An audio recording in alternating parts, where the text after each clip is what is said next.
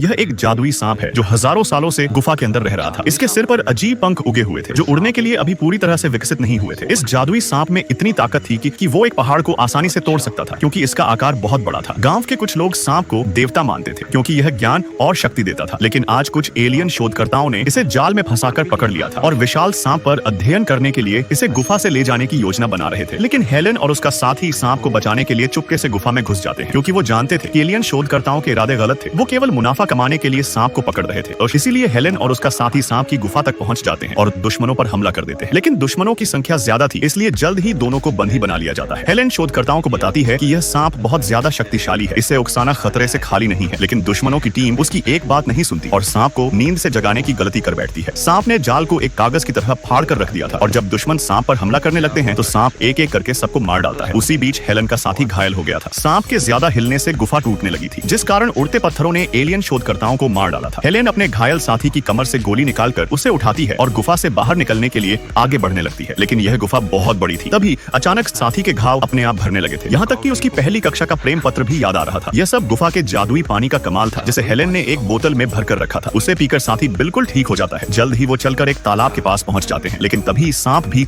अचानक वहाँ आ टपकता है। उसके हमले से बचने के लिए दोनों तालाब में कूद जाते हैं। लेकिन सांप भी पानी में उनका पीछा करने लगा था, पर तभी अचानक सांप बीच में ही रुक जाता है। दरअसल यह सांप सूरज की रोशनी से डरता था क्योंकि वो सदियों से अंधेरी गुफा में रह रहा था, जिससे आदमी को निकलने का रास्ता मिल जाता है। वो बचा हुआ जादुई पानी पीता है जिससे उसकी ताकत बढ़ गई थी। फिर उसने पत्थर उठाकर गुफा की छत को तोड़ना शुरू कर दिया था, जिससे सूरज की रोशनी अंदर आने लगती है, जिससे सांप डरता हुआ पानी के नीचे चला गया था। इस तरह दोनों गुफा से निकलने में कामयाब हो जाते हैं।